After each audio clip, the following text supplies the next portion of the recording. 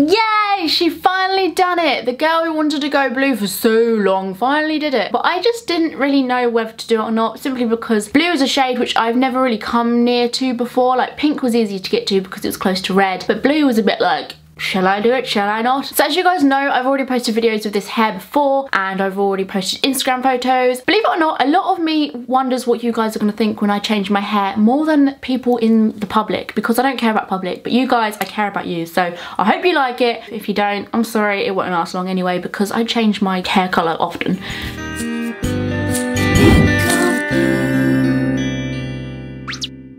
And obviously before I start this tutorial, I want to stress to you guys that it was a little bit easier for me because dun dun dun, I have already bleached my hair before, and so my hair is already pre-lightened, so I didn't need to use any bleach to get this hair colour. I didn't need to kill my hair any more than it is. So that's just a little thing, notice. You can't get your hair a bright colour like this unless you've pre-lightened it. So if you want to get a bright hair colour such as blue, pink, red, green, orange, turquoise, you need to bleach your hair first. So just use a blue powder bleach, which you can get on eBay, and then use a peroxide, which you can also get on eBay. eBay is just the place to be when you want to change your hair colour. So to simply get this mermaidy blue colour, I used what I used to get my pink hair from red, which was this glorious product, which is just the most recommended thing I can ever give you guys. It's called Colour Before, and what it does is basically washes out your unnatural hair colour, and it brings back the colour which is lying underneath all that hair colour. So underneath all my pink was a gingery orangey colour, because that's the colour I bleached my hair a while ago, and obviously it brings back the roots which I've bleached in the past, so it was kind of blondie orangey down here. I didn't film any of my hair dyeing process because I'd done it at my boyfriend's house at like 1 AM, and I didn't want to wake up his family and I didn't want to wake up him, so I just kind of did it there, kind of crapped myself, because doing your hair at somebody else's house is really risky, and I don't want to stress his mum out by making her bathroom blue. I just decided not to film it. However, I will go through all the process with you. Simply buying this Colour Before box, which is like £10 a box, is a godsend, because the instructions are really straightforward and simple. You just do all the instructions. It cannot be any clearer than the instructions you get in the box. And then my hair was slightly still pink, but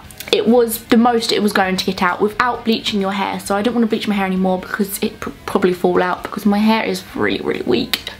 And there are different Colour Before boxes depending on what colour you want to get out of your hair. Some are specifically made for brown, some are specifically made for black, some are specifically made for people with unnatural hair colour, which is obviously the one I had. And yeah, so it kind of gets out as much as it possibly can. So then after that I was stuck with pinky orangey hair, and I was kind of expecting it to be a little bit more blonde, because when I used the Colour Before stuff on my red, it left me with pretty much blonde hair, and this time I didn't really do that, depending on whether I did something wrong or whatever. But I just thought, hey ho, what can I do? I was in Oxford, which is 3 hours away from home. I was going to Legoland the next day, so I was just like, crap, I need to just get blue on top of this, because otherwise I will look stupid. The last process of putting the Colour Before stuff on your head involves pretty much putting this stuff that smells like egg on top of your head for 60 minutes. And a top tip is using cling film around your head to keep the heat in to make it work faster. But those instructions are in the box anyway, so I don't really need to go through that. If you do want to see what the Colour Before stuff process entails, then check out my red to pink hair dyeing video, which I will probably put the link in the description down here so you can understand that a little bit more. But it's so simple, I'm not going to go through it. And then after that, when I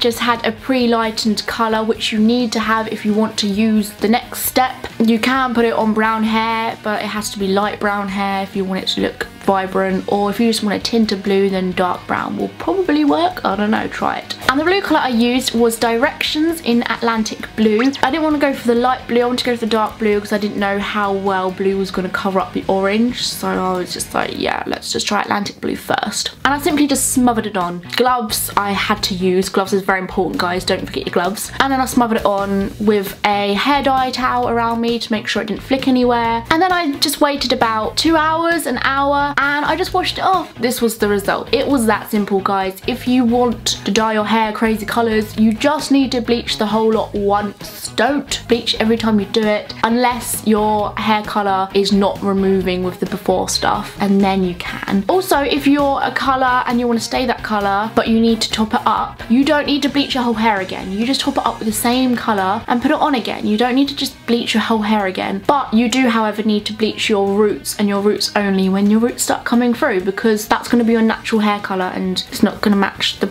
other bit.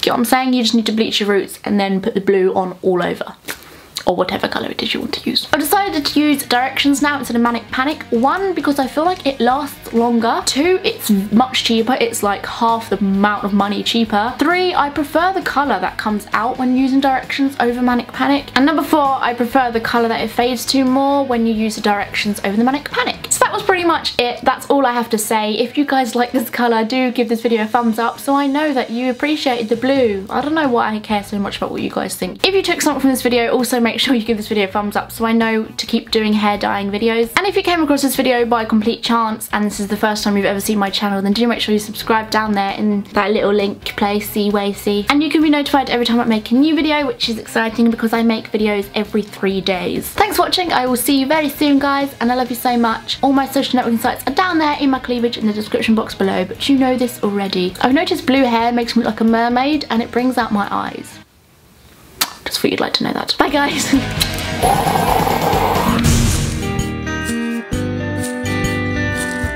This is something which is definitely practice makes perfect. When I first started seeing people doing this, I was like, how am I going to learn how to do that?